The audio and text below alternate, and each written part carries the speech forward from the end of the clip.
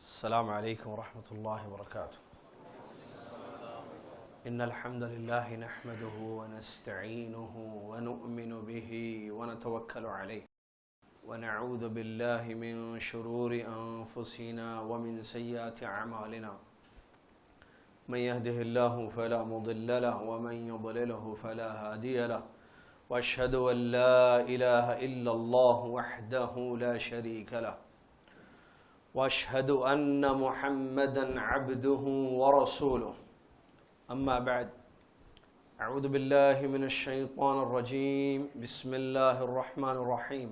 يا أيها الذين آمنوا اتقوا الله حق تقاته ولا تموتن إلا وأنتم مسلمون.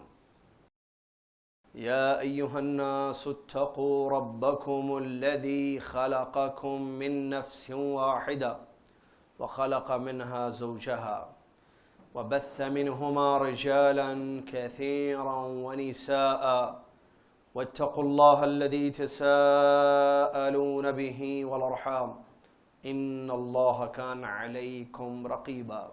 يا أيها الذين آمنوا اتقوا الله وقولوا قولا سديدا يصلح لكم أعمالكم ويغفر لكم ذنوبكم، ومن يطع الله ورسوله فقد فاز فوزا عظيما. قال تعالى: وآتي ذا القربى حقه. وقال النبي صلى الله عليه وسلم: ليس الواصل بالمكافي وإنما الواصل من وصل لما قطع أو ما قطع الحديث أو كما قال رسول اللہ صلی اللہ علیہ وسلم. تمام تعریفیں اللہ عز و جل کے لیے ہے، اور کیوں نہ تعریف ہو، وہ ہر تعریف کے قابل ہے. بڑائی اور کبریائی ہے اس اللہ عز و جل کے لیے کہ جس نے رمضان کو وہ خصوصیت دی جو کسی اور مہینے کو نہیں ہے.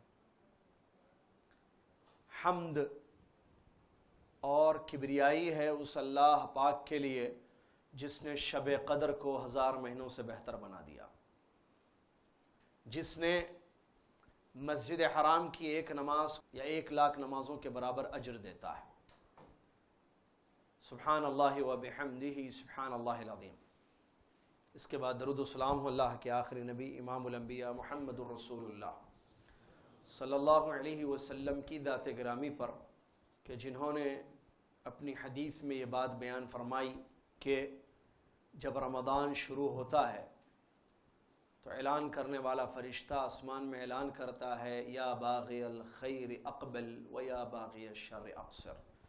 اے خیر چاہنے والو آگے بڑھو، اور اے شر کو تلاش کرنے والو پیچھے ہٹ جاؤ. الحدیث او کما قال رسول اللہ صلی اللہ علیہ وسلم. اس حمد و صلات کے بعد آج 20 جون 2014 عیسوی الازہر سینٹر میں حقوق العباد کا دوسرا حصہ آپ کی خدمت میں پیش کیا جا رہا ہے. آپ کو یاد ہوگا پچھلے ہفتے ہم نے اس موضوع کو آپ کی خدمت میں پیش کیا، حقوق العباد کی اہمیت اور اس کی فضیلت، اور حقوق العباد میں اللہ تبارک و تعالیٰ کے حق کے بعد حقوق العباد میں سب سے بڑا حق انبیاء کا حق ہے، اور وہ کیا ہے. اس کے بعد والدین کا حق، پھر بچوں کا ماں باپ پر حق، پھر زوجین کا حق، شوہر کا بیوی پر، بیوی کا شوہر پر. یہ کچھ حقوق ہم نے آپ کی خدمت میں پیش کیے. جو بقیہ حقوق رہ گئے ہیں اس کا تکملہ انشاءاللہ آج کے اس خطاب میں ہوگا، آج کی اس تقریر میں ہوگا. بات رکی تھی، آپ کو یاد ہوگا، رشتہ داروں کے حقوق کے سلسلے میں ایک حدیث پر، جو حدیث میں نے خطبہ مسنہ کے بعد آپ کی خدمت میں پیش کی. اللہ تبارک و تعالیٰ کے فضل و کرم اور اس کی توفیق سے رشتے بنتے ہیں. یہ رشتے اللہ تبارک و تعالیٰ نے بنائے ہیں، انسان خود اس کو نہیں بناتا ہے. ماں باپ، اسی طریقے سے دیگر اقربا، یہ رشتے اللہ تبارک و تعالیٰ کے فضل و کرم اور اس کی توفیق سے ہیں۔ اللہ عز و جل نے اپنی کلام مجید میں اس بات کا حکم دیا ہے کہ رشتہ داروں کے حقوق کو ادا کرو۔ وَآتِ ذَا الْقُرْبَى حَقَّهُ، یہ قرآن مجید کی آیت ہے اور اس میں یہ حکم ہے اللہ تعالیٰ کا۔ ذَا الْقُرْبَى رشتہ داروں کو کہتے ہیں، رشتہ داروں کا حق ادا کرو، یہ اللہ کا حکم ہے۔ صلۃ الارحام، رشتہ داروں سے جڑ کے رہنا، رشتوں کو ادا کرنا، ان کے حقوق کا پاس و لحاظ کرنا صلۃ الارحام کہا جاتا ہے۔ اس بات کی فضیلت اللہ کے نبی علیہ السلام نے حدیث میں بیان فرمائی۔ جو شخص یہ چاہتا ہو کہ اللہ تعالیٰ اس کے رزق کو کشادہ کرے اور اس کی عمر کو دراز کرے، فَلْيَصِلْ رَحِمَهُ، تو وہ صلہ رحمی کرے، رشتوں کے حقوق کو ادا کرے۔ رشتہ داریاں معلوم ہیں، کچھ والد کی طرف سے، کچھ والدہ کی طرف سے، کچھ قریبی، کچھ بعیدی، کچھ قریب کے رشتہ دار، کچھ دور کے رشتہ دار، ان سب کے حقوق ہیں اسلام میں، اور یہ حقوق العباد میں شامل ہیں۔ لہٰذا اللہ سے ڈرتے ہوئے ان کے حقوق کو ادا کرنا، رشتوں کو جوڑنا، اس کی تاکید کتاب و سنت میں آئی ہے۔ اور اگر کوئی شخص رشتے کاٹتا ہے یا رشتوں کو ختم کر دیتا ہے تو اس کی وعیدیں بھی کتاب و سنت میں آئی ہیں۔ لہٰذا انسان اللہ سے ڈرے اور رشتہ داروں کے حقوق کو ادا کرے۔ اس سلسلے میں بہت بڑی عظیم ترین ایک حدیث ہے نبی علیہ السلام کی کہ رشتوں کو جوڑنے والا کون ہے، جو میں نے اس سے پہلے کہا تھا کہ انشاءاللہ اگلے پروگرام میں وہ حدیث آپ کی خدمت میں پیش کی جائے گی۔ حدیث کیا ہے؟ اللہ کے نبی علیہ السلام ارشاد فرماتے ہیں، لَيْسَ الْوَاصِلُ بِالْمُكَافِ وَإِنَّمَا الْوَاصِلُ مَنْ وَصَلَ مَا قُطِعَ الْحَدِيثُ كَمَا قَالَ رسول اللہ صلی اللہ علیہ وسلم۔ رشتوں کو جوڑنے والا وہ نہیں ہے جو بدلے دیتا ہے، رشتوں کو جوڑنے والا حقیقت میں وہ ہے کہ جو رشتے کٹے ہوئے ہیں اس کو وہ جوڑ دے۔ غور کیجئے اس حدیث پر اور اپنے زندگیوں کا جائزہ لیں، ہم اپنے نفس کا محاسبہ کریں۔ عام طور پر ایک ذہن رشتہ داروں کے سلسلے میں یا رشتوں کے متعلق ہے، وہ گیو اینڈ ٹیک والا مسئلہ ہے۔ گیو اینڈ ٹیک، لو اور دو، آؤ اور بلاؤ، کھلاؤ اور کھاؤ، پلاؤ اور پیو، ملو اور ملاؤ۔ عام طور پر یہ ذہن ہے۔ کیا مطلب اس کا؟ مطلب یہ میرا کہنے کا، رشتہ داروں کے حقوق کے سلسلے میں ایک ذہن یہ بنا ہوا ہے کہ اگر ہم سے رشتے جوڑے جائیں گے تو ہم بھی رشتوں کو جوڑیں گے، اگر ہم سے رشتے کٹ کر دیے جائیں گے تو ہم بھی رشتے کٹ کر دیں گے۔ آپ ہم سے ملیں، ہم آپ سے ملیں گے۔ مثال کے طور پر چاچا یا ماموں، رشتہ داری ہے یہ۔ اگر ماموں ہم کو یاد کرتے ہیں تو ہم بھی ماموں مامی اور ان کے بچوں کو یاد کرتے ہیں۔ ماموں اگر ملنے کے لیے آتے ہیں تو ہم بھی ان کے گھر ملنے جاتے ہیں۔ آنا جانا ہے ہمارا ماموں کے پاس، کیونکہ ماموں بھی آتے ہیں، ہم بھی جاتے ہیں۔ ہماری خوشی میں ماموں شریک ہوتے، ماموں کی خوشی میں ہم شریک ہوتے، ہمارے غم میں ماموں شریک ہوتے، ماموں کے غم میں ہم شریک ہوتے۔ عام طور پر یہ مسئلہ ہے لوگوں میں، اور سمجھتے ہیں یہ ہے رشتے جوڑنا۔ یہ نہیں ہے، یہ تو بدلہ ہے۔ حدیث میں نبی علیہ السلام نے یہ بات بیان فرمائی، لیس الواصل بالمکافی، مکافہ نہیں، بدلہ۔ آپ ہم سے ملیں، ہم آپ سے ملیں۔ عام طور پر ایک جملہ بولا جاتا ہے، وہ لگا ہم لوگوں کو نہیں پوچھتے، ہم لوگاں وہ لوگوں کو نہیں پوچھتے۔ یہ ذہن ہے، جملہ ہے۔ ارے آپ کا رشتہ ہے، آپ کے خالہ ہیں، آپ کے خالو ہیں، آپ کے ماموں ہیں، مامی ہیں، نانا نانی ہے، دادا دادی ہے، چاچا چاچی ہیں، بھائی ہیں، بھاوج ہیں۔ وہ ہم کو نہیں پوچھتے، ہم ان کو نہیں پوچھتے والا مسئلہ ہے۔ وہ ہم کو پوچھیں گے تو ہم ان کو پوچھیں گے۔ ان کی بیٹی کی شادی ہوئی، نہ رخ آیا نہ دعوت آئی، تو ہم اپنی بیٹی کی شادی میں ان کو نہیں بلائیں گے۔ عید کے دن نہ فون، نہ سلام، نہ کلام، ملنے نہیں آئے۔ عید کے دن سال میں ایک مرتبہ آنے والی خوشی، اس میں وہ نہیں آئے ہمارے پاس، ہم کس منہ سے جائیں گے ان کے پاس؟ وہ لوگ توڑ دیے ہم سے رشتہ، تو ہم کیسے جوڑیں؟ وہ لوگ توڑ دیے، ہم بھی توڑ دیے. تقریباً 2 سال سے چل رہا ہے مسئلہ، ہے نہیں یہ معاشرے میں. کیا یہ ہے صلہ رحمی؟ رشتوں کو جوڑنے کا حکم اللہ تبارک و تعالیٰ نے دیا ہے، حکم ہے قرآن میں، اور حقوق ادا کرنے کا حکم ہے. پیارے نبی علیہ السلام کی تعلیمات ہیں رشتوں کو جوڑنے کے سلسلے میں. صلہ رحمی بہت بڑی چیز ہے، اس کا فائدہ ہے دنیا اور آخرت میں، لیکن اس کا یہ مطلب نہیں کہ بدلے دیے جائیں. عام طور پر ذہن مینٹالٹی یہی ہے لوگوں کی، بالخصوص خواتین کی، عورتوں کی. وہ نہیں بات کرتے، ہم کیسے بات کریں گے؟ سلام کلام ترک، رشتوں کو توڑ دیا جاتا ہے، نعوذ باللہ من ذالک. اس سے دوریاں اور دلوں میں رنجشیں، بغض و عداوتیں، حسد جیسی بیماریاں پیدا ہوتی ہیں رشتہ داروں کے سلسلے میں. اللہ سے ڈرنا چاہیے. اللہ کے نبی محمد صلی اللہ علیہ وسلم کی اس حدیث پر غور کیجئے، جس حدیث شریف میں نبی علیہ السلام نے یہ بات بیان فرمائی، لیس الواصل بالمکافی، رشتے جوڑنے والا بدلہ نہیں دیتا ہے. بدلوں سے وہ واصل نہیں، واصل یعنی صلہ رحمی کرنے والا. رشتے جوڑنے والا وہ نہیں ہے جو بدلہ دے. پھر کون ہے جوڑنے والا رشتے؟ کیونکہ رشتوں کو جوڑنا ضروری ہے، شریعت کا حکم ہے. تو نبی علیہ السلام نے فرمایا واصل، رشتے جوڑنے والا کون ہے؟ جو جوڑے اس رشتے کو جو کٹ ہو جائے، وہ نہ آئے آپ جائیے. مطلب حدیث کا، وہ نہیں بات کرتے آپ سے، آپ جا کر بات کیجئے ان سے. وہ آپ کو سلام نہیں کرتے، آپ سلام کیجئے. اپنی دلوں کی رنجشوں کو دور کیجئے، معاملے صاف کیجئے، قلب سلیم اپنائیے. اللہ تبارک و تعالیٰ فرماتا ہے الا من اتى اللہ بقلب سلیم یوم لا ينفع مال ولا بنون الا من اتى اللہ بقلب سلیم. قیامت کے دن نہ مال کا فائدہ ہوگا، نہ اولاد کا فائدہ ہوگا، سوائے اس انسان کے جو قلب سلیم لے کر آتا ہے. قلب سلیم کی تفسیر، وہ قلب جو شرک سے پاک، غیر اللہ کے تعلق سے پاک، غیر اللہ کی محبتوں سے پاک، بغض اور حسد جیسی بیماریاں، دلوں میں نفرت، ان تمام چیزوں سے پاک جو دل ہوتا ہے وہ قلب سلیم ہے. سلامت والا دل، سلامت دل. تو ایسا دل اپنانا چاہیے، اپنے دلوں کو صاف رکھنا چاہیے. اللہ کے نبی محمد صلی اللہ علیہ وسلم کی حدیث آپ کو معلوم ہے.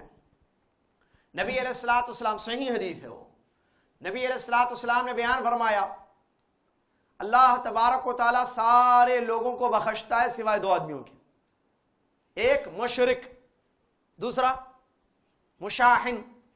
ایک مشرک، دوسرا مشاحن. مشاحن یعنی کینہ کپٹ رکھنے والا، اپنے دل میں کینہ رکھنے والا، اپنے ساتھیوں کے بارے میں، رشتہ داروں کے بارے میں، اپنے مسلمان رشتہ داروں کے بارے میں جو کینہ کپٹ رکھتا ہے، اللہ تبارک و تعالیٰ اس کی بخشش کو روک دیتا ہے. ایک وہ جو مشرک ہے یعنی شرک کرنے والا، اللہ اس کو معاف نہیں کرتا ہے. دوسرا وہ کہ جو اپنے دل میں کینہ رکھتا ہے، شحنہ، نفرت، بغض رکھتا ہے، اللہ عز و جل فرماتا ہے فرشتوں سے انظروا هذین حتی یصطلحا، ان دونوں کو چھوڑ دو. ان کی بخشش روک دی جاتی ہے. کب تک؟ جب تک کہ آپس میں کمپرومائز نہ کر لیں. حتی یصطلحا، صلح صفائی کا کام نہ ہو جائے.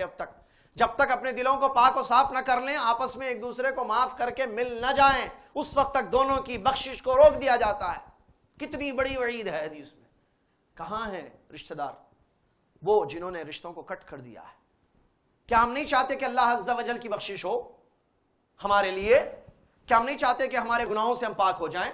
کیا ہم نہیں چاہتے کہ اللہ تبارک و تعالی ہماری مغفرت کر دے؟ کیا ہم نہیں چاہتے کہ اللہ تبارک و تعالی ہم سب کو معاف کر دے؟ پھر کیوں دلوں میں بغض، نفرت جیسی بیماریوں کو ہم نے جو ہے جگہ دی ہے؟ دلوں کو صاف کیجئے میرے مائیں اور بھائی، میرے معزز سامعین، دلوں کو صاف کیجئے. آپ نے بات چھوڑی ہے. حدیث میں نبی علیہ السلام کیا فرماتے ہیں؟ 3 دن سے زیادہ جو ہے کسی مسلمان سے ترک کلام نہیں کرنا چاہیے. رشتہ داروں سے بات چیت چھوڑ. پتہ نہیں کتنے ایسے رشتے ہیں جو سالوں سے دور ہیں، ان میں دوریاں ہیں، نعوذ باللہ من ذالک. کیوں؟ کیا وجہ ہے؟ آپ اگر اسباب پر تلاش کریں، اس کی وجوہات پر تلاش کریں تو معمولی معمولی چیزیں وجہ بنتی ہیں. کبھی انہوں نے کچھ کہہ دیا، کبھی انہوں نے کچھ کہہ دیا، کبھی کسی محفل میں کوئی بات ہو گئی، اس کو جو ہے ایک ایشو بنایا جاتا ہے اور رشتوں میں دراڑ پیدا کیا جاتا ہے، رشتوں میں دوریاں پیدا کی جاتی ہیں، ان کی بخشش روک دی جاتی ہے. اللہ سے ڈریں، اپنے دلوں کو صاف کیجئے. اگر اور تعجب کی بات یہ ہے کہ بعض ایسے رشتوں میں یہ چیزیں ہوتی ہیں جو بالکل خونی قریبی رشتہ ہے، جیسے بھائی بھائی، دونوں سگے بھائی، ایک ماں ایک باپ کی اولاد. رشتہ کیا ہے؟ سگا بھائی ہے میرا، لیکن ترک کلام ہے. پتہ نہیں کتنے سال سے کتنا عرصہ گزر گیا، بات چیت تک بند ہے، ملاقات بند، تعلقات ختم، قطع رحمی، صلہ رحمی نہیں، قطع رحمی، رشتوں کو کاٹ دیا ہے. نعوذ باللہ من ذالک. دونوں کیا جواب دیں گے اللہ کے پاس؟ اللہ تبارک و تعالیٰ کے یہاں کیا جواب دیں گے؟ یہ حقوق میں سے ہے. یہ بات کرنا ہے، خیریت لینی ہے، پوچھنا ہے، ملنا ہے، ایک دوسرے کے غم میں شریک ہونا ہے، ایک دوسرے کی خوشی میں شرکت کرنی ہے. یہ ساری چیزیں ختم ہو گئی ہیں. اللہ سے ڈریں. جس نے غلطی کی ہے وہ معافی مانگ لے، اور جس نے معافی جس سے مانگی جا رہی ہے وہ بڑا دل کرے اپنے بھائی کو معاف کر دے. میری یہ گزارش ہے آپ لوگوں سے، اگر آپ میں سے کوئی ایسے ہیں جن کے ساتھ یہ معاملہ چل رہا ہے، کیا مطلب قطع رحمی، یہاں اس سینٹر سے نکلنے سے پہلے فون کر کے سلام کر لیجیے. انشاءاللہ مجھے امید ہے یہاں سے جانے سے پہلے سلام کیجیے، ان کو فون پر بات کر لیجیے ان سے، کیونکہ وہ بھائی ہیں ہمارے، آپ کے بھائی ہیں. المسلم اخو المسلم، اللہ نے رشتے بنائے ہیں، رشتوں کو کیوں کاٹ رہے ہیں؟ کیا وجہ ہے کاٹنے کی؟ ترک کلام کی کیا وجہ ہے؟ اللہ سے ڈریں. کیا جواب دیں گے؟ حدیث میں وعید ہے، یہ صحیح حدیث ہے. مشرک جو شرک کرتا ہے اللہ تعالیٰ اس کی بخشش نہیں کرتا ہے. مشاہد جو اپنے دل کو صاف نہیں رکھتا ہے اپنے بھائیوں کے سلسلے میں، اللہ تعالیٰ اس کو بھی جب تک کہ جو ہے دونوں کا مسئلہ ختم نہ ہو جائے. اگر کسی بھائی، چاچا، ماموں، کوئی بھی، وہ میرا بھائی، چچیرا بھائی، خلیرا بھائی، تائرا بھائی، کوئی بھی ہے جس کے دل میں کینہ ہے دونوں کے، تو ان کی بخشش کو روک دیا جاتا ہے حتی یصطلحا، یا جہاں تک کہ دونوں میں صلح صفائی ہو جائے. لہٰذا اللہ سے ڈریں، اللہ سے ڈریں، اپنے دلوں کو صاف کریں اور معافی کا معاملہ کریں. آپ معاف کیجیے، اللہ تبارک و تعالیٰ معاف کرنے والوں کو پسند کرتا ہے. آپ اللہ کے لیے ان کو معاف کر دیجیے. اگر جس نے آپ کے ساتھ زیادتی کی ہے، کچھ غلطی کی ہے، اللہ کے لیے معاف کر دیجیے انشاءاللہ. اپنے دل کو بڑا کیجیے. پیارے نبی محمد صلی اللہ علیہ وسلم ہمارے لیے اسوہ حسنہ ہے. نبی علیہ السلام کو کیسی کیسی کافروں نے تکلیف دی. فتح مکہ کا ایک واقعہ ذہن میں رکھیے جو مشہور واقعہ ہے. سن 9 ہجری، مکہ آپ جانتے ہیں پیارے نبی علیہ السلام کا وطن، نبی علیہ السلام کی جائے پیدائش. دعوت اللہ کے سلسلے میں کیسی دشواریاں، تکلیفیں دی گئی، قتل، ہر قسم کی تکلیف. آپ کو تکلیف دہ باتیں سنائی گئیں، تکلیف دہ اعمال کیے گئے آپ کے ساتھ، آپ کو ختم کرنے کی کوشش کی گئی. نعوذ باللہ من ذالک. آپ کی بات کو روکنے کی ہر ممکن کافروں نے کوشش کی. طرح طرح سے الزام، آپ پر الزام لگایا گیا، آپ کے گھر والوں پر الزام لگایا گیا، آپ کو ہر طریقے سے اذیت پہنچائی گئی. صحیح ہے نا؟ پورا دور دیکھیے. نبی علیہ السلام ہجرت سے پہلے کیسی تک، ہجرت کے بعد بھی مکہ والوں کی حرکتیں. مکہ فتح ہو گیا، نبی علیہ السلام فاتحانہ طور پر داخل ہوتے ہیں. پاور ہے نبی صلی اللہ علیہ وسلم کے پاس، یعنی قوت ہے. نبی صلی اللہ علیہ وسلم، صحابہ کھڑے ہوئے ہیں، اور وہ سرداران قریش، صنادید قریش، جنہوں نے جو ہے نبی علیہ السلام کو، آپ کے اصحاب کرام کو طرح طرح سے ستایا، تکلیفیں دی، اذیتیں پہنچائی، وہ سب کھڑے ہوئے ہیں. پتہ نہیں کیا فیصلہ ہوگا، پتہ نہیں ہماری گردنیں کاٹ دی جائیں گی یا کیا کریں گے ہمارے ساتھ محمد صلی اللہ علیہ وسلم. نبی علیہ السلام نے کیا فرمایا؟ آپ صرف اشارہ کرتے، صحابہ تلوار کھڑے، گردنیں ان کی اتار دیتے تھے، لیکن نبی علیہ السلام نے معاف کر دیا. اذهبوا انتم الطلقاء، روایت کے الفاظ، جاؤ تم سب آزاد. معاف کر دیا نبی صلی اللہ علیہ وسلم. کیسا دل، اللہ اکبر. بدلہ لینے کی استطاعت ہے. اور ایک ایک واقعہ یاد ہے جو مکہ والوں نے نبی علیہ السلام کے ساتھ کیا. نبی علیہ السلام نے معاف کر دیا ان کو.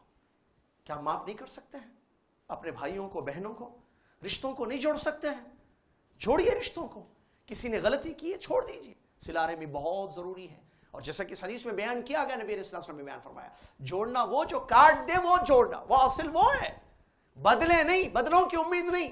ٹھیک ہے، انہوں نے اپنی بیٹی کی شادی میں آپ کو دعوت نہیں دی، کوئی بات نہیں، آپ اپنی بیٹی کی شادی میں دعوت دیجیے. دل بڑا رکھیے. مومن ہیں ہم، مسلمان ہیں، وہ ہمارا بھائی ہے، ٹھیک ہے، وہ نہیں بلائے، بلانا واجب ہے. جابر بن عبداللہ رضی اللہ عنہ کی شادی ہوئی، نبی علیہ السلام کو نہیں پتا. فرمایا کیا ہے یہ جابر؟ تو جابر رضی اللہ عنہ فرماتے ہیں اللہ کے نبی صلی اللہ علیہ وسلم نے میں نے شادی کر لی ہے. نبی صلی اللہ علیہ وسلم نہیں معلوم. مدینہ کا واقعہ، کتنے گھر، کتنا بڑا شہر. نبی علیہ الصلوۃ والسلام نے فرمایا شادی کر لی تم نے؟ ہاں. کنواری سے یا بیوہ سے؟ کہا نہیں، میں بڑی عورت سے، میں نے بیوہ سے شادی کی ہے. پھر اس کی علت اور اس کی وجہ بتاتے ہیں حدیث میں. میری چھوٹی چھوٹی بہنیں ہیں، اس لیے میں نے مناسب نہیں سمجھا کہ کوئی کنواری بچی کو لاؤں، ایک بڑی عورت سے میں نے شادی کی تاکہ جو ہے وہ دیکھ بھال کرے بچی. ہے نا حدیث یہ. تو نبی علیہ الصلوۃ والسلام کو نہیں پتا تھا نا شادی ہوئی. کیسے مسئلے ہمارے یہاں؟ اگر کوئی آپ کو، آپ کا عزیز، آپ کا قریبی رشتہ دار اپنی بیٹی یا بہن یا بیٹے کی شادی میں نہیں بلاتا ہے تو کیا مطلب اس کا؟ آپ بھی نہیں بلائیں گے؟ رشتے کاٹ دیں گے آپ؟ ترک کلام ہوگا؟ تعلقات ختم ہو جائیں گے؟ یہ کیا کا مسئلہ ہے؟ نبی علیہ الصلوۃ والسلام نے فرمایا لا یؤمن احدکم حتی یحب لاخیہ ما یحب لنفسہ. تم میں سے کسی کا ایمان اس وقت تک مکمل نہیں ہوگا جب تک وہ اپنے بھائیوں کے لیے، اپنے بھائی کے لیے وہ چیز پسند کرے جو خود اپنے لیے پسند کرتا ہے. آپ اپنے لیے کیا پسند کرتے ہیں؟ معاملات کے سلسلے میں بڑی جامع حدیث ہے یہ. آپ کے جو معاملات ہیں رشتہ داروں کے ساتھ، آپ دیکھیے آپ کیا چاہتے ہیں اپنے لیے، دوسروں کے ساتھ بھی ویسے کیجیے. اور چھوٹی چھوٹی باتوں کو بڑا کر، نعوذ باللہ من ذلک، شیطان کیا چاہتا ہے کہ رشتے کٹ جائیں، دوریاں ہوں، نفرتیں ہوں، مسلمان سے نفرت کرے، رشتہ دار آپس میں کٹ جائیں. یہ شیطان کی پوری چال ہوتی ہے، پوری کوشش ہوتی ہے. ہم اس کو خوش کر رہے ہیں، اللہ کو ناراض کر رہے ہیں. اس مسئلے پر غور کیجیے، غور کیجیے. آپ کے، میں بھی غور کروں، آپ بھی غور کریں. کتنے ایسے رشتہ دار ہیں جن سے ہم دور ہیں؟ کیوں دور ہیں؟ کیا وجہ، کیا اسباب کیا ہے؟ اگر ہمارا رشتہ دار غلط کام کر رہا ہے، سنیے غور سے، کوئی شرکیہ یا بدعت کا کام کر رہا ہے تو ہماری ذمہ داری ہے کہ اس کو توحید کی دعوت دیں. ہم، میرا اگر قریبی رشتہ دار اگر غلط راستے پر ہے، سنت پر نہیں ہے، بدعت پر زندگی ہے، تو میری ذمہ داری یہ ہے کہ میں اس کو سنت کی دعوت دوں. آپ کا رشتہ دار اگر ایسا ہے تو آپ کی ذمہ داری ہے توحید کی دعوت دے، سمجھائیے، بتائیے حق کیا ہے. کیونکہ اکثر عوام دین سے، حقیقی دین سے واقف نہیں ہے. بدعت کو سنت سمجھا جاتا ہے کیونکہ یہ چیزیں پھیلائی گئی ہیں. بدعت، شرک کو توحید سمجھا جاتا ہے، اس کو غلط نہیں. کبھی اس کو وسیلے کا نام دیا جاتا ہے، کبھی کچھ نام دیا جاتا ہے. لوگوں کو نہیں معلوم ہے، جہالت ہے. کون سمجھائے گا؟ اللہ نے آپ پر مہربانی کی، آپ کو توحید کی دولت سے مالا مال کیا، آپ کے رشتہ دار اس دولت سے دور ہیں. آپ ان تک دولت پہنچائیے. یہ نعمت جو اللہ عز و جل نے آپ کو عطا کی ہے، اللہ کا شکر ادا کرتے ہوئے ان تک توحید کا پیغام پہنچائیے، سنت کی باتیں پہنچائیے. اللہ تبارک و تعالیٰ کے ہاتھ میں ہدایت ہے، ہمارا کام پہنچانا ہے. لہٰذا رشتہ داروں کے سلسلے میں اس مسئلے کو غور سے ذہن میں رکھیں. کبھی رشتے ختم نہ کریں. بات ختم ہوئی ہے، بات کر لیں، دل صاف کر لیں اپنا اللہ کے لیے. نبی علیہ الصلوۃ والسلام نے فرمایا، بخاری شریف کی حدیث ہے، من کان عند اخیہ مظلمۃ فلیتحلل منہ اليوم. اگر کسی کا اپنے بھائی کے ساتھ کوئی معاملہ ہے ظلم کا، کسی نے کسی پر ظلم کیا، تو قیامت سے پہلے اس معاملے کو صاف کر لے، اس معاملے کو ٹھیک کر لے. کہیں ایسا نہ ہو کہ قیامت کا دن آئے اور دینار اور درہم بھی وہ فدیے میں دے کر اپنے آپ کو اللہ کی پکڑ سے بچانا چاہے تو کوئی فائدہ نہیں ہوگا. لہٰذا معاملے آج ہی، آنکھ بند ہونے سے پہلے، موت آنے سے پہلے معاملے صاف کر لے. کوئی زمین کا معاملہ، کوئی گھر کا مسئلہ ہے، کوئی جھگڑا ہے، کوئی ظلم و زیادتی کا مسئلہ ہے تو ختم کر لو. کسی کا حق چھینا ہے تو واپس کر دو. رشتہ داروں کو لوٹا ہے تو معافی مانگ لو، دے دو ان کا حق ان کو. کیا لے کر جائے گا آدمی قبر میں؟ اس کا عمل اس کے ساتھ قبر میں جائے گا. گھر والے اس کے چھوڑ دیں گے اس کو، اس کے دوست احباب اس کو چھوڑ دیں گے، اس کے نوکر چاکر اس کو چھوڑ دیں گے. تنہا اپنے اعمال کو لے کر قبر میں جائے گا اور اللہ تبارک و تعالیٰ پائی پائی کا حساب لے گا. حدیث مشہور آپ جانتے ہیں، نبی علیہ الصلوۃ والسلام نے فرمایا، قیامت کے دن آدمی قدم نہیں اٹھائے گا جب تک کہ 4 چیزوں کے متعلق اس سے سوال نہ کیا جائے گا. اس میں ایک مال ہے، کہاں سے لیا اور کہاں خرچ کیا. من این اکتسبہ وفیما انفقہ، کہاں سے کمایا؟ رشتہ داروں کو ڈبا کر، رشتہ داروں کو لوٹ کر، نعوذ باللہ من ذلک، ظلم کرتے ہوئے زیادتی. لہٰذا اللہ تبارک و تعالیٰ اس سے سوال کرے گا کل قیامت کے دن. لہٰذا اگر ایسا کوئی معاملہ ہے رشتوں کے سلسلے میں تو اللہ سے ڈرتے ہوئے اس کو ختم کر دیں، معاملہ صاف کر لیں، ان کا حق ان کو دے دیں. اگر کسی کو برا بھلا کہا ہے تو ان کی، اگر کسی مجلس میں اپنے کسی رشتہ دار کی آپ نے برائی کی ہے تو اس مجلس میں ان کی تعریف کیجیے. جی یہ حق ہے، اہل علم نے بیان فرمایا. کسی کی بے عزتی کی ہے تو ان کی عزت کریں، احترام کریں. کیونکہ مسلمان، حدیث میں نے پچھلے درس میں بتائی تھی، کل المسلم علی المسلم حرام، اس میں عرض بھی ہے. ایک مسلمان کا دوسرے مسلمان پر 3 چیزیں حرام ہیں: مال، خون اور عزت. ناحق خون بہانا، مال ہڑپ کرنا غلط طریقے سے، اور اس کو بے عزت کرنا. ایک مسلمان کا، اگر وہ مسلمان آپ کا قریبی ہے تو اس کا اور اہمیت بڑھ جاتی ہے. ایک تو اسلامی بھائی ہے، دوسرا جو ہے چچیرا بھائی خلیرا بھائی یا ایک رشتہ ہے اس کے ساتھ، تو دو حق اس کے بن جاتے ہیں، ایک دینی اور ایک رشتہ داروں کا جو حقوق ہوتا ہے۔ لہٰذا اللہ سے ڈرے اس معاملے میں، عورتیں مرد اپنے دلوں کو صاف کریں، سب سے ملنا، بات کرنا، رشتہ داروں سے تعلقات کو قائم رکھنا، توڑنا نہیں، اور بدلے والے مسئلے نہ ہو، جیسا کہ بیان کیا گیا اس حدیث میں، بدلہ نہیں کہ ہم بدلہ دینے والے، آپ کھلاؤ ہم کھلائیں گے، وہ نہ کھلائے آپ کھلائیے، وہ نہ بلائے آپ بلائیے، وہ نہیں آتے آپ کے گھر آپ جائیے ملنے کے لیے ان سے۔ یہ رشتہ داروں کے سلسلے میں بہت اہم مسئلہ، اس کو ذہن میں رکھیے۔ اس کے بعد دوسری چیز، پڑوسیوں کے حقوق، اس کی بڑی اہمیت آئی ہے، اس سلسلے میں بھی بڑی حدیثیں اور واقعات ہیں۔ نبی علیہ السلام ارشاد فرماتے ہیں، آپ سے صحیح حدیث ہے، ایک عورت کے متعلق سوال کیا گیا، ایک عورت کا ذکر کیا گیا، کانت تصلی و تصوم، جو نماز کی پابند، روزوں کی پابند تھی، لیکن اپنے پڑوسیوں کو تکلیف دیتی تھی۔ حق اللہ ٹھیک ہے، حق اللہ ٹھیک ہے، اللہ کا حق وہ ادا کرتی تھی، نماز روزہ، میں نے بتایا اللہ کا حق کیا ہے، اس کی عبادت کرنا ایسی کہ اس میں کسی کو شریک نہ کیا جائے، لیکن وہ یہ کرتی تھی۔ پھر معاملہ کیا تھا اس کا، وہ جو ہے اپنے پڑوسیوں کو تکلیف پہنچاتی تھی، جیران کو۔ تو نبی علیہ السلام نے کیا فرمایا اس کے بارے میں، ہی فی النار، وہ دوزخ کی آگ میں ہے۔ اللہ اکبر، کیا ہے یہ؟ کیوں؟ کیونکہ تکلیف دیتی تھی پڑوسیوں کو۔ تکلیف کیا مطلب؟ مارنا؟ تکلیف کی کئی شکلیں ہو سکتی ہیں، تکلیف ہاتھ سے بھی ہو سکتی ہے، تکلیف پیر سے بھی ہو سکتی ہے، تکلیف زبان سے بھی ہو سکتی ہے، زبان سے بڑی خطرناک ہوتی ہے۔ عربی کے شاعر نے کہا، جراحات السنان لہتیاں ولا یلتام ما جرح اللسان، تلوار کے زخم تو ختم ہو جاتے ہیں، زبان سے دیے ہوئے زخم مٹتے نہیں ہیں۔ جراحات السنان لہتیاں ولا یلتام ما جرح اللسان، آدمی تلوار سے مارے کسی کو تو وہ زخم جو ہے ختم ہو جاتے ہیں، اس کی جو ہے مرہم لگائیں، دوا شوا کریں تو ختم ہو جاتا ہے، لیکن زبان سے تکلیف کسی کو دی جائے، اذیت پہنچائی جائے، تو پھر وہ زخم جلدی بھرتے نہیں ہیں۔ نبی علیہ الصلوۃ والسلام نے فرمایا، المسلم من سلم المسلمون من لسانہ ویدہ، مسلمان وہ ہے کہ جس کی زبان اور ہاتھ سے دوسرے مسلمان محفوظ رہیں۔ کیا مطلب؟ اپنی زبان اور ہاتھ سے دوسرے مسلمانوں کو تکلیف نہ پہنچائے۔ پڑوسی، آپ کے قریب میں رہنے والے، آپ کے گھر کے پاس رہنے والے پڑوسی، جیران، جار، حق ہے ان کا اسلام میں، اور قرآن میں اللہ تبارک و تعالیٰ نے ذکر کیا ہے جار کا، والجار قرآن کی آیت ہے، اور پڑوسی، یعنی پڑوسیوں کے بھی حقوق ہیں۔ اور نبی علیہ السلام نے حدیثوں میں بیان فرمایا، میں ایک حدیث بتاؤں گا تو شاید تعجب ہوگا آپ کو، اور شاید سنی ہوئی حدیث۔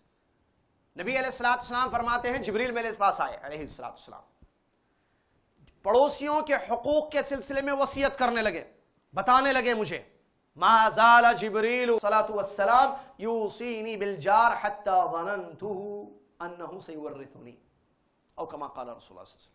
نبی علیہ السلام فرماتے، اتنی تاکید پڑوسیوں کی جبریل علیہ السلام نے مجھ سے کی کہ میں ڈر گیا، میں سمجھا کہ شاید یہ بھی بولیں گے کہ آپ کے مال کا بھی وارث بنتا ہے۔ وہ مال کے وارث کون بنتے ہیں؟ پڑوسی یا رشتہ دار؟ جو اقربا ہے، رشتہ دار مال کے وارث بنتے ہیں، جو قرآنی آیات میں اللہ عز و جل نے اس کی تفصیل ذکر کی ہے۔ ورثہ کی، وارث کون ہوتا ہے؟ بیٹا، بیٹی، ماں، باپ، بہنیں، بھائی، اسی طریقے سے دادا، دادی، اور شوہر، بیوی، ورثہ ہے، اس کی اپنی جگہ فہرست ہے لمبی۔ سمجھ رہے بات کو؟ پڑوسی جو رشتہ دار نہیں ہے، پڑوسی ہے، وہ جو ہے آپ کے مال کا وارث نہیں بنتا ہے۔ اس حدیث کے الفاظ پر غور کیجئے، پڑوسیوں کے حقوق کے سلسلے میں نبی علیہ السلام نے فرمایا، جبریل علیہ السلام نے اتنی تاکید کی، اتنی بار مجھے بتایا کہ میں ڈر گیا یا میں سمجھا کہ شاید وہ یہ بھی کہیں گے کہ وہ آپ کا وارث بھی بنے گا۔ تو پڑوسیوں کی بہت اہمیت ہے۔ اس کا مطلب یہ کیسا مسلمان ہے جس کے گھر میں اناج ہے، غلہ ہے، پڑوسی پریشان ہے؟ یہ کیسا مسلمان ہے؟ یہ کیسا مومن ہے کہ جس کا پیٹ بھرا ہوا ہے اور پڑوسی بھوکا ہے؟ یہ پی رہا ہے کھا رہا ہے اور وہ لوگ پریشان حال ہے، اس کو کوئی خبر نہیں ہے، یہ مسلمان نہیں ہے۔ پڑوسیوں کے حقوق ہیں، پڑوسیوں کو تکلیف دینے سے جہنم کی وعید سنائی گئی ہے، اور پڑوسیوں کے حقوق کا اس قدر اہمیت ہے کہ وارث نہ بنا دے اللہ تعالیٰ، سبحان اللہ۔ دیکھیے تو اس کا مطلب اس کی اہمیت بہت زیادہ ہے، لہذا پڑوسیوں کا خیال کرنا، ان کو دیکھنا، ان کے کھانے پینے یا ان کو کسی چیز کی ضرورت ہے، ہم کیا کر سکتے ہیں ان کے لیے۔ میرے بھائی معاشرہ لوگ بولتے ہیں سوسائٹی خراب ہے، یہ سب اسلامی تعلیمات ہیں۔ اللہ کا حق اللہ کو دے دیا جائے، حقوق العباد ادا کر دیے جائیں تو دنیا امن و امان کی زندگی، شانتی کی زندگی گزارے گی، پیسفل لائف گزاریں گے سب۔ ایک پڑوسی دوسرے پڑوسی کا خیال کر رہا ہے، معاملہ ختم ہے۔ لیکن ہمارے پاس عجیب نفسی کا معاملہ ہے، میں، میری بیوی، میرے بچے خوش، اچھا کھائیں، اچھا پئیں، اچھا اوڑھیں، اچھا بچھونا رکھیں، اچھی زندگی ہماری، بہترین لائف ہے ہماری، لیکن پڑوسی پریشان ہے، ہمیں کوئی فکر نہیں ہے اس کی، جبکہ حقوق العباد میں ہے یہ چیز۔ وہ جو آپ کے پڑوس میں ہے، اللہ تبارک و تعالیٰ نے اس کا حق آپ پر رکھا ہے، کیوں ادا نہیں کر رہے ہیں پھر؟ اور یہاں ایک بات، اگر پڑوسی آپ کا رشتہ دار ہے تو اس کا حق اور بڑھ جاتا ہے، ایک تو مسلمان پھر پڑوسی، اگر وہ مسلمان نہیں بھی ہے تب بھی وہ پڑوسی ہے، اس کا حق ہے۔ اگر وہ مسلمان ہے تو ڈبل حق، ایک تو پڑوسی ہونے کا حق، ایک تو دینی بھائی ہونے کا حق۔ اگر وہ مسلمان پڑوسی رشتہ دار ہے تو اس کا حق اور زیادہ ہو جاتا ہے، ایک تو اسلامی رشتہ دینی، دوسرا پڑوس میں ہونے کا، تیسرا رشتہ داری کا۔ اللہ سے ڈریں، پڑوسیوں کا خیال رکھیے، بھوکے نہ ہو پڑوسی، پریشان حال نہ ہو، ہماری زندگی اچھی گزرے اور وہ پریشان نہیں۔ میرے بھائی خیال کیجئے، کھلائیے پلائیے، اللہ کو بڑا پسند ہے یہ ادا۔ نبی علیہ السلام نے فرمایا کھانا کھلاؤ، سلام کو عام کرو، نماز پڑھو ایسے وقت جب دنیا سو رہی ہو، اور کھانا کھلاؤ، جنت میں سلامتی کے ساتھ داخل ہو جاؤ گے۔ بڑی فضیلت ہے میرے بھائی۔ تھوڑی دیر کے لیے سوچئے، آپ ایک آدمی جو پریشان ہے، ایک آدمی جو بھوکا ہے، آپ اس کو کھانا کھلاتے ہیں، پڑوس میں ہے آپ کا، اس کو حاجت تھی، بھوک تھی، آپ نے اس کو کھانا کھلایا، اس کے دل سے دعا نکلے گی آپ کے لیے، اللہ کو وہ ادا کتنی پسند آئے گی۔ ایک مسلمان پڑوسی آپ کا ہاتھ اٹھا کر کے اللہ اس کو جزائے خیر دے دے، اللہ اس کو بہترین بدلہ دے اللہ، کیونکہ آپ نے اس کی ضرورت پوری کی ہے۔ آپ کو معلوم ہے میرے بھائی، رمضان آ رہا ہے، اعتکاف کے مسئلے ہوتے ہیں۔ ایک حدیث آپ کو سناؤ، نبی علیہ السلام ارشاد فرماتے ہیں، حدیث صحیح، علامہ البانی رحمۃ اللہ نے صحیح قرار دیا ہے، میں اپنے بھائی کی ضرورت کے لیے نکلوں اس سے پہلے، لان اعتکف فی مسجد ھذا شہرا، میں اپنی مسجد میں، میں پیارے نبی صلی اللہ علیہ وسلم کے الفاظ، میں اپنی مسجد میں 1 مہینہ اعتکاف کروں، اس سے زیادہ اچھا میرے نزدیک یہ ہے کہ اپنے کسی مسلمان بھائی کی ضرورت کو پورا کروں، اس کی حاجت کے لیے میں نکلوں۔ تو اگر پڑوسی ہے، اس کی کوئی ضرورت ہے، اس کو کوئی چیز چاہیے، کہیں جانا ہے، آپ پہنچا رہے ہیں، گاڑی ہے آپ کے پاس، یا اس کی کوئی چیز ہے، اس کو کوئی چاہیے، آپ لا کے دے رہے ہیں، کوئی ضرورت، حاجت، ضرورت، یہ کام نبی صلی اللہ علیہ وسلم فرماتے ہیں 1 مہینہ میری مسجد میں اعتکاف کرنے سے اچھا ہے میرے نزدیک۔ 1 مہینہ اعتکاف مسجد نبوی میں، اس سے زیادہ افضل یہ ہے کہ آپ اپنے بھائی کی ضرورت پوری کریں۔ حدیث کے الفاظ ہیں، علامہ البانی رحمۃ اللہ نے صحیح قرار دیا اس حدیث کو۔ نبی علیہ السلام سے سوال کیا گیا، سب سے اچھا عمل اللہ تعالیٰ کے نزدیک کیا ہے، سب سے محبوب عمل؟ تو نبی علیہ السلام نے فرمایا، وہ خوشی جو تم اپنے بھائی کی زندگی میں پیدا کرتے ہو، تم اپنے مسلمان بھائی کو خوش کرتے ہو، یہ جو ہے اللہ تعالیٰ کے نزدیک سب سے محبوب عمل ہے۔ تو پڑوسی کو خوش کرنا، جو ہمارا مسلمان بھائی اس کو خوش کریں، آپ اپنی بات سے، اپنے کام سے خوش کریں، وہ خوش ہے آپ سے، یہ عمل اللہ تعالیٰ کے نزدیک سب سے زیادہ محبوب ہے۔ حدیث میں سوال کیا گیا نبی علیہ السلام سے، سب سے محبوب بندہ اللہ کے نزدیک کون ہے؟ یہ بھی صحیح حدیث ہے، سب سے زیادہ محبوب بندہ، اللہ کا چہیتا بندہ کون ہے سب سے زیادہ؟ نبی علیہ السلام نے فرمایا، انفعہم لعباد اللہ، بندوں کو زیادہ فائدہ پہنچانے والا، لوگوں کے کام میں آنے والا زیادہ، یہ اللہ تعالیٰ کے نزدیک سب سے محبوب بندہ ہے۔ کیا ہم نہیں چاہتے کہ اللہ تعالیٰ کے محبوب بندے بنے ہم؟ کیا ہم نہیں چاہتے کہ ہمارا عمل اللہ تعالیٰ کو زیادہ پسند آئے؟ یقیناً ہم چاہتے ہیں، تو پھر کیوں نہ جو ہے حقوق کو ادا کیا جائے۔ اللہ تعالیٰ مجھے اور آپ کو اس کی توفیق عطا فرمائے، آمین۔ اس کے بعد علماء کے حقوق، اللہ اکبر، اہل علم کے حقوق میرے بھائی، اللہ نے علم کی فضیلت اور اہمیت قرآن میں بیان فرمائی، اللہ کے نبی محمد صلی اللہ علیہ وسلم نے علم اور اہل علم کی فضیلت کو اپنی احادیث مبارکہ میں بیان فرمایا۔ ایک آیت ایک حدیث کافی ہے نا، کیونکہ ہمارے پاس بادشاہ بھی آ رہے ہیں آگے، بادشاہوں کے حقوق۔ اللہ تعالیٰ فرماتا ہے والذین اوتوا العلم درجات، اس سے پہلی والی آیت یرفع اللہ الذین آمنوا منکم والذین اوتوا العلم درجات، تم میں سے جو ایمان لائے اللہ ان کو بلند کرے گا، اور جن کو علم دیا گیا ان کے درجات ہیں۔ اللہ اکبر۔ اللہ نے قرآن میں، یہ قرآن جو رمضان میں اتری، رمضان میں تراویح میں ہم سنتے ہیں جو قرآن، اس قرآن کی یہ آیت ہے جو قیامت تک تلاوت کی جائے گی۔ اللہ تبارک و تعالیٰ نے اہل علم کی فضیلت کو بیان کیا ہے، والذین اوتوا العلم، جن کو علم دیا گیا، درجات، ان کے درجات ہیں۔ هل يستوي الذین یعلمون والذین لا یعلمون، جو علم حاصل کرتے جو علم حاصل نہیں کرتے دونوں سیم ہیں، برابر ہے؟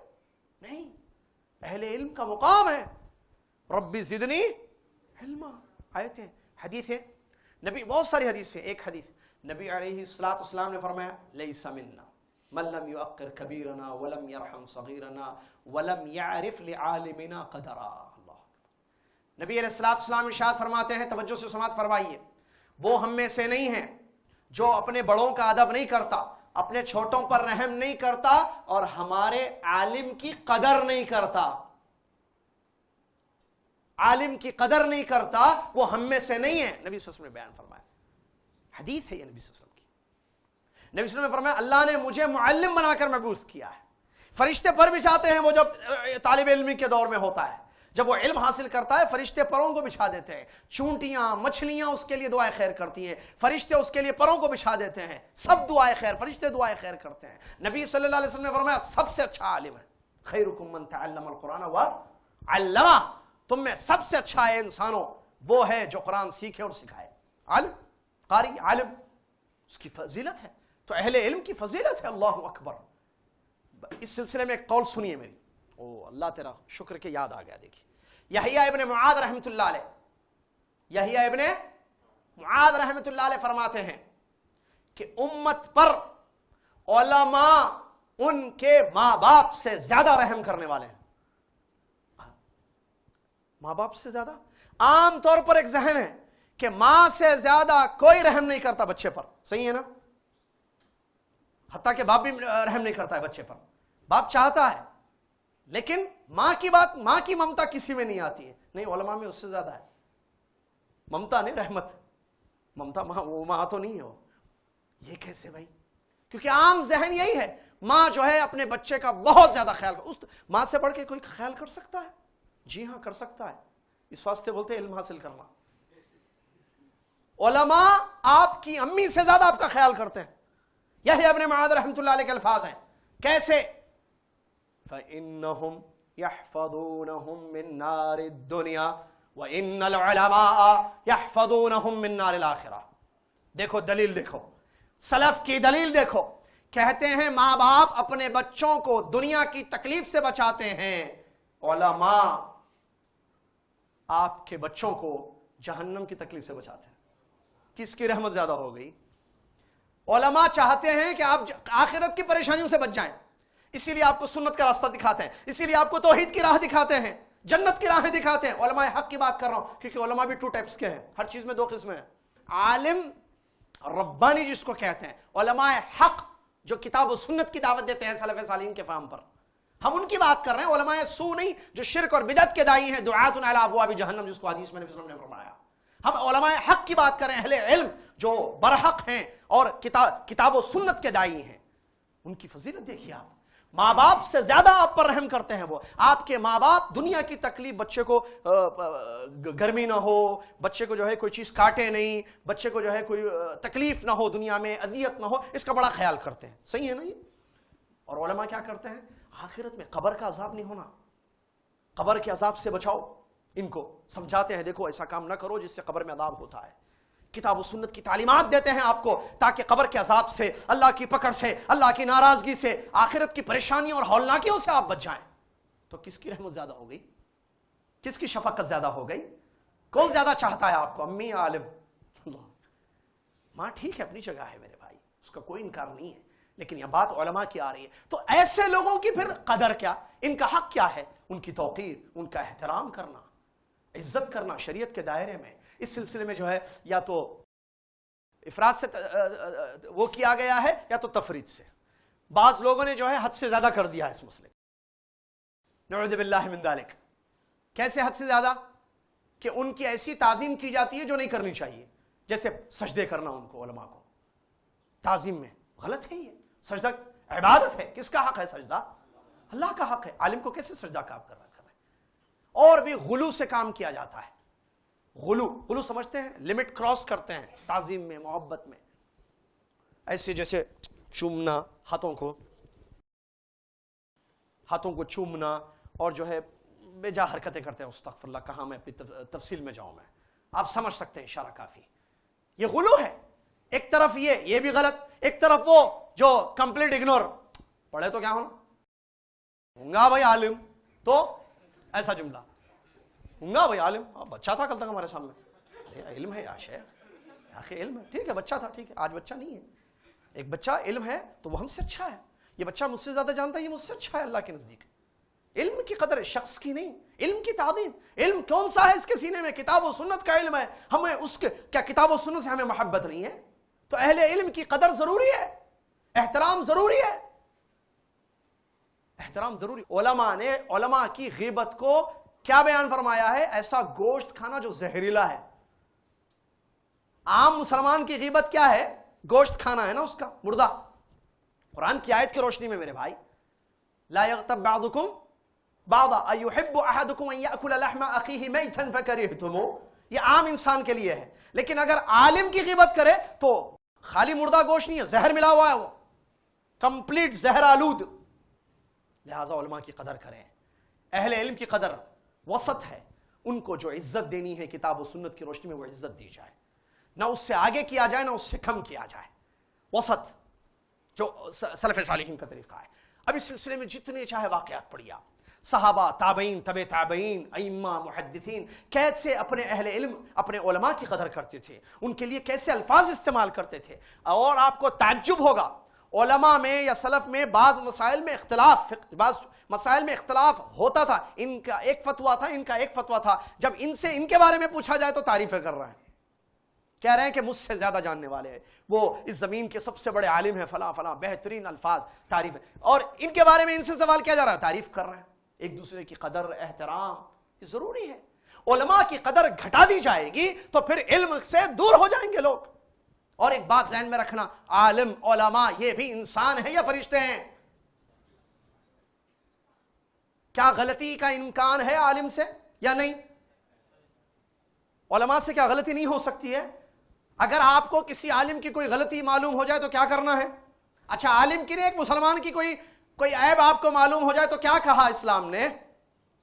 لوگوں میں جا کے پھیلاؤ، ارے وہ بچی کے بارے میں معلوم ہے، کیا معلوم ہے؟ میں بنا سنا رہے بھائی بچی بدنام۔ ایک آدمی عام مسلمان ہے، اس کے بارے میں ارے بھائی معلوم ہے آپ کے پڑوسی زید صاحب، نہیں معلوم ہے؟ ارے ادھر بیٹھو میں سنا تو قصہ زید صاحب کا، لمبی سٹوری ہے ان کی، سنا دی، ارے ایسا وہاں بھی گئے ادھر بھی گئے،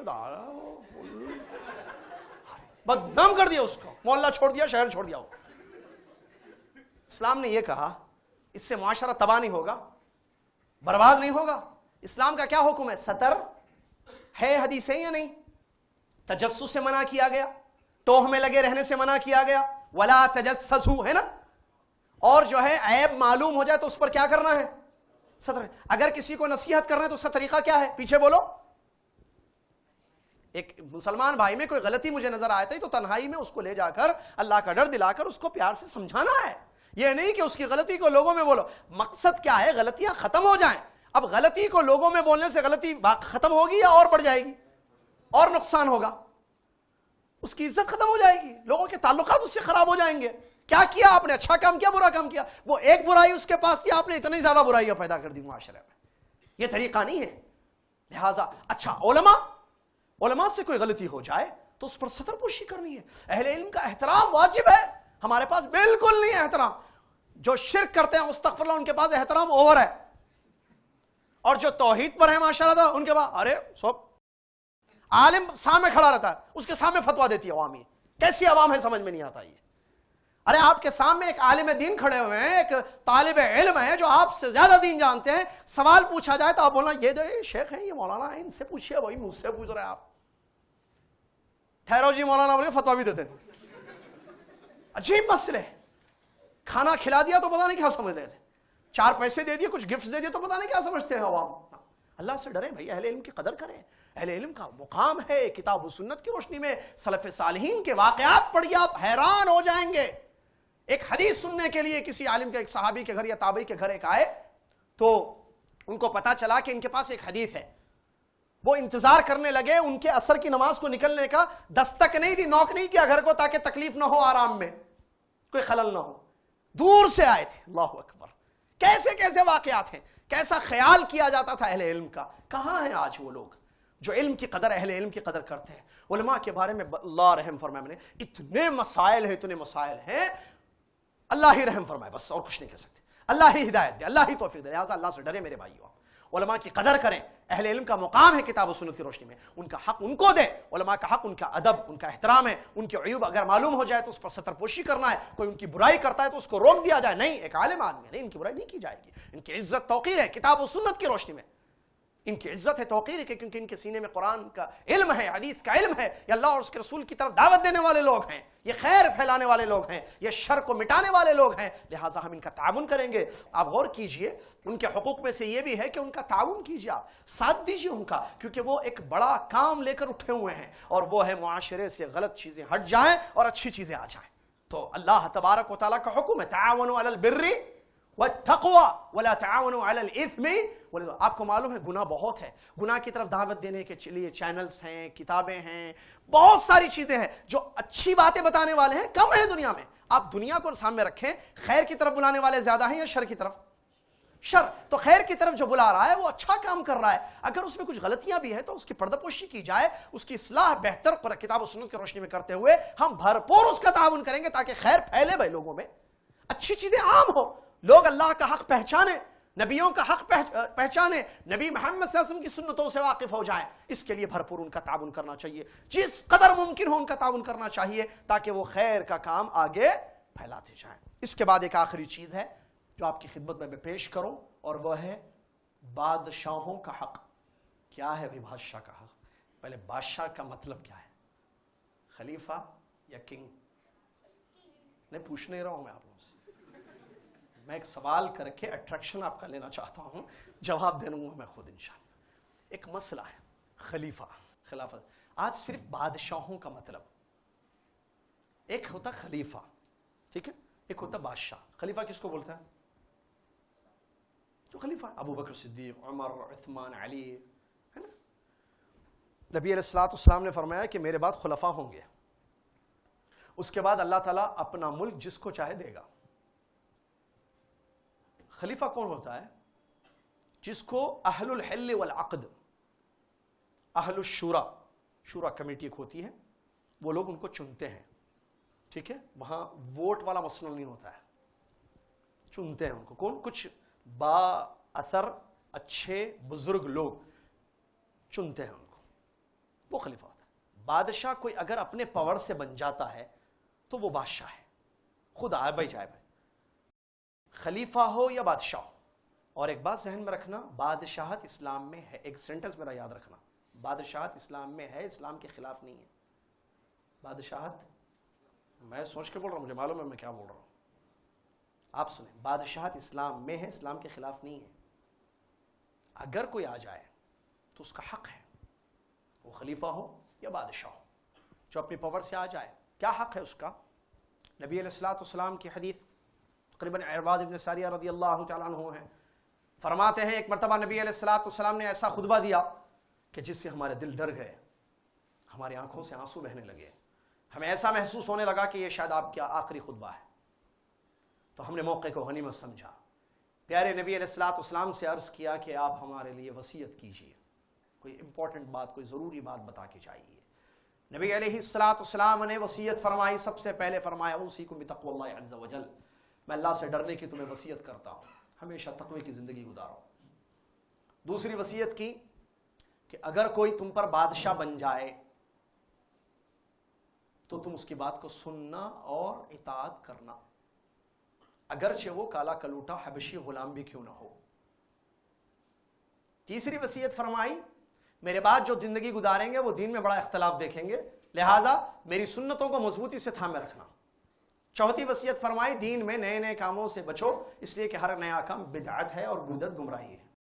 یہ 4 وصیتیں اس حدیث شریف میں نبی علیہ السلام نے بیان فرمائی. موضوع سے متعلق دوسری وصیت ہے اگر کوئی بادشاہ بن جائے، ہم بنائے نہیں، خود بن گیا پاور سے، کیا کرنا؟ تسلیم کرنا اس کو. ٹھیک، اس کی بات سننا اور اطاعت کرنا. کیا مطلب سننا اور اطاعت کرنا؟ یعنی وہ جو حکم دے اس پر مانیں آپ. یہاں ایک شرط ہے، اگر وہ ایسی بات کا حکم آپ کو دیتا ہے جو اللہ تبارک و تعالیٰ کے حکم کے خلاف ہے یا اس کے رسول صلی اللہ علیہ وسلم کے حکم کے خلاف ہے، تو کیا وہاں اس کی اطاعت کی جائے گی؟ نہیں، یہ شرط ہے. بلکہ یہ شرط صرف بادشاہ نہیں، عام جیسے شوہر ہو یا والد ہو، والدہ ہو، کسی کے لیے بھی ہے. دلیل نبی صلی اللہ علیہ وسلم نے فرمایا لا طاعت لمخلوق فی معصیت الخالق، اللہ کی خالق کی نافرمانی میں، اور سے سنیے، خالق کی نافرمانی میں مخلوق کی اطاعت نہیں کی جائے گی. اگر کوئی مخلوق، کوئی ابا، شوہر یا بڑے بھائی یا جو ہے بادشاہ، کوئی ایسا آرڈر دے رہے ہیں جس میں اللہ کی نافرمانی ہو رہی ہے، شراب پیو جی، یا شوہر بیوی کو مثال دوں، شوہر بیوی کی ذرا وہ نئی مووی کی سیڈی ڈالو، شوہر کس کو بول رہا؟ بیگم کو. اب بیگم بات سننا نہیں سننا، یہاں دیکھیں گے کیا اس میں اللہ کی نافرمانی ہو رہی ہے؟ کہا 100%. فلم ڈالو بول رہا ہوں، قرآن نہیں، وہ ذرا سگریٹ لاؤ. آرڈر یہاں ایسا دیا جا رہا ہے جس میں نافرمانی ہو رہی. تو بادشاہ اگر یہ کہ جیسے بادشاہ کہے کہ بھائی بے پردہ نکلو عورتیں باہر، چلو کوئی برقع نہیں پہننا، نہیں مانیں گے یہاں بات، سمجھ رہے؟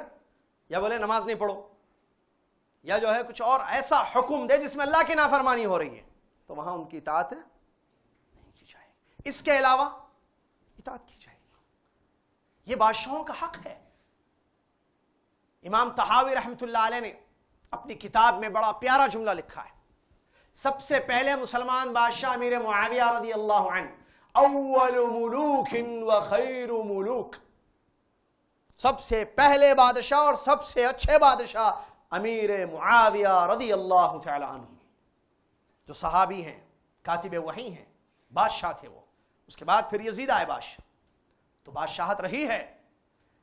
نبی علیہ السلام کا حکم ہے اگر کوئی، روایتیں سنیے، اگر کوئی بن جائے، بنانے کا لفظ نہیں ہے، بن جائے اپنی طاقت سے، اور وہ حبشی غلام ہے، کالا کلوٹا ہے، دیکھنے میں اچھا نہیں ہے، اور ایک روایت میں اس کا سر اخروٹ کے جیسے، یعنی چھوٹا سر ہے اس کا، یعنی لک اچھا نہیں ہے اس کا، بادشاہ بن گیا، بول رہا میں تمہارا بادشاہ ہوں، میری بات سنو. خلا سننا نہیں سننا اس کی بات، اطاعت کرنا یا بغاوت کرنا؟ بغاوت نہیں ہے. کہاں سے لا لیا لفظ بغاوت؟ یہ شریعت ہے، یہ سلف کا منہج ہے. امام احمد رحمۃ اللہ علیہ کا واقعہ دیکھیے، سلف صالحین کے واقعات دیکھیے. کیا بغاوت کی بادشاہوں کے خلاف؟ نہیں میرے بھائی، بغاوت نہیں ہے، اطاعت ہے اسلام میں. لیکن اس کے لیے شرط یہ ہے کہ اس میں اللہ کی نافرمانی، اللہ کی نافرمانی کا حکم دے تو وہاں بات نہیں مانیں گے. بغاوت نہیں، وہاں بھی بات نہیں ماننا. جیسے میں نے مثال دی، اگر وہ کہے شراب پیو، بادشاہ آرڈر دے اپنی قوم کو، رعایا کو، کہ تم شراب پیو، پینا نہیں پینا، نہیں پینا کیونکہ اس میں نافرمانی ہو رہی ہے. چلیے اس کے بعد اگر وہ ظلم کرے تو اچھا نہیں. آپ شاید بول رہے اس کے بادشاہ کے بارے میں جو اچھا ہے، بہترین ہے، نیک ہے. نہیں، بہترین نہیں بھی ہے، ظالم بھی ہے، تب بھی بغاوت نہیں ہے اس کے خلاف. یہ کیسا بھائی؟ یہ ایسے قرآن و حدیث کی روشنی میں ہے.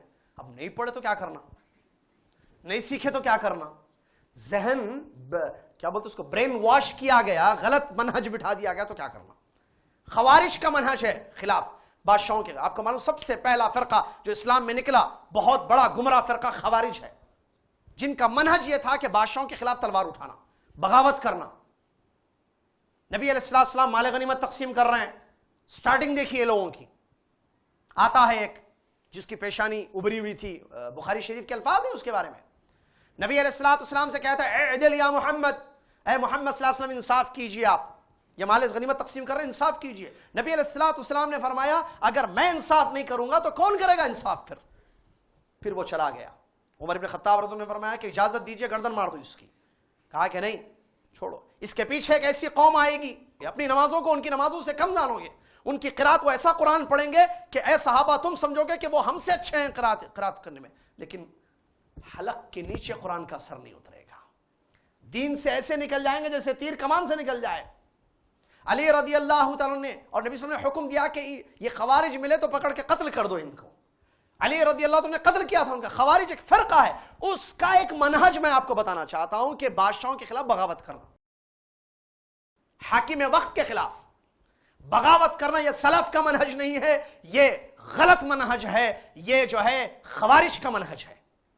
بادشاہوں کے حقوق ہیں, سنیے اگر بادشاہ ظالم بھی ہو جائے, حدیث میں موجود ہے نبی علیہ الصلوۃ والسلام کی, وَإِن ضَرَبَ ظَهْرَكَ وَأَخَذَ مَالَكَ, صحیح حدیث ہے. اگر وہ بادشاہ مسلمان تمہارے پیٹ پر کوڑا مارتا ہے, تمہارا مال چھینتا ہے, غور کیجئے حدیث پر, پیٹ پر کوڑا مارتا ہے یعنی کوڑے مارتا ہے تمہارے پیٹ پر آ کر بادشاہ, یہ پیٹ پر کوڑا مارنا ظلم ہے یا نہیں ہے؟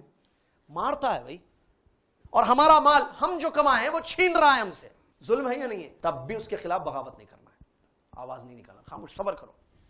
وہ ظالم ہے نا, ظلم کر رہا ہے, اللہ تعالیٰ کے پاس اس کا بدلہ ہے, تم اس کے خلاف مت بولنا. کیوں بھائی یہ حکم کیوں ہے ایسے شریعت میں؟ مصلحت عامہ کے لیے. شریعت کا ایک قاعدہ میں بتاتا چلوں آخر میں آپ کو, جلب المنافع دفع المضار. شریعت کا ایک قاعدہ ہے کہ فائدے والی چیزیں امت میں ہونی چاہیے, ہر وہ چیز جس سے امت کو نقصان ہو اس کو دور کرنا چاہیے. یہاں کیا ہے, اگر اس ظالم بادشاہ کے خلاف آواز اٹھائی جائے گی, اس کے پاس پاور ہے یا نہیں ہے, طاقت ہے یا نہیں ہے, آدمی مین پاور ہے یا نہیں ہے. اگر آپ اس کے خلاف آواز اٹھائیں گے تو آپ کے پورے محلے کو, آپ کے پورے خاندان کو تباہ کر دے گا. آپ اٹھائے لیکن معصوم مارے جائیں گے آپ کے پیچھے, خون کی ندیاں بہا دے گا. وہ اچھا ہے یا آپ صبر کرنا اچھا ہے؟ سمجھ رہے مسئلے کو, حکمت کو؟ یہ ہے شریعت کا مقصد. کیونکہ وہ اگر جو ہے مسئلہ اگر یہ عام ہو جائے گا ظلم اس کا, آپ پر اس نے ظلم کیا, آپ صبر کیجیے, اللہ دیکھ رہا ہے اس کو, اللہ بدلہ دے گا. آپ کے صبر کا بدلہ آپ کو, اس کے ظلم کی سزا اس کو دے گا اللہ تعالیٰ. لیکن آپ آواز اٹھائیں گے اس کے خلاف, بغاوت کریں گے, تو ایسی صورت میں بے گناہوں کا خون بہایا جائے گا, مظلوم ہو جائیں گے بہت سارے لوگ. لہذا اسلام نے کہا کہ وَإِن ضَرَبَ ظَهْرَكَ وَأَخَذَ مَالَكَ, نبی صلی اللہ علیہ وسلم کی حدیث ہے, اگرچہ تمہارے پیٹ پر, صحیح مسلم کی حدیث ہے یہ, اگرچہ تمہاری پیٹ پر کوڑا کیوں نہ مارے اور تمہارا مال بھی کیوں نہ چھین لے, وہ تب بھی اس کے خلاف آواز نہیں اٹھانا. دو اور حدیثیں ہیں, نبی صلی اللہ علیہ وسلم نے فرمایا جب تک وہ نماز کو قائم کر دے تمہارے درمیان, اور جب تک تم کفر نہ دیکھو. اللہ سے دعا ہے آخر میں اللہ تعالیٰ مجھے, آپ کو اور دنیا کے تمام مسلمانوں کو حقوق العباد کو سمجھنے کی توفیق عطا فرمائے. اللہ تعالیٰ تیرا حق تجھ کو دیتے ہوئے بندوں کے جو حقوق تو نے ہم پر رکھے ہیں, جس کا حکم تو نے دیا ہے, اللہ تعالیٰ تجھ سے ڈرتے ہوئے تمام حقوق کی ادائیگی کرنے کی ہم سب کو توفیق عطا فرمائے. اپنے دلوں کو پاک و صاف رکھنے کی توفیق عطا فرمائے. پڑوسیوں کے حقوق ادا کرنے کی توفیق عطا فرمائے. اہل علم کی قدر کرتے ہوئے ان کے حقوق کو ان کو ادا کرنے کی, بادشاہوں کی قدر کرتے ہوئے جو ہے ایک امن و امان کی زندگی گزارتے ہوئے بادشاہوں کا جو ہے خلاف بغاوت سے یا غلط منہج ہم نے جو اپنا لیا ہے یا بعض لوگوں نے جو اپنا لیا, اللہ تعالیٰ ہم سب کو اس سے محفوظ رکھے. صحیح منہج جو سلف صالحین کا منہج ہے کتاب و سنت کی روشنی میں اس کو اپنانے کی اللہ تعالیٰ ہم سب کو توفیق عطا فرمائے. آمین. وآخر الحمد للہ رب العالمین. والسلام علیکم ورحمۃ اللہ وبرکاتہ. جزاک اللہ خیر شیخ, اللہ ہم سب کے علم اور عمل میں اضافہ فرمائے. میں شیخ یاسر الجابری کو پھر ایک بار جزاک اللہ کہتا ہوں کہ شیخ الاسر فاؤنڈیشن آ کر ہماری اصلاح کی. سبحانک اللہم و بحمدک, اشہد ان لا الہ الا انت, واستغفرک و اتوب الیک. والسلام علیکم ورحمۃ اللہ وبرکاتہ. هل الضياء على وجوه العابدين, إيمانه قد جاء يروي الظامئين. رمضان فيه مناسك مهدية, بالخير جاء مهللا بالناسكين.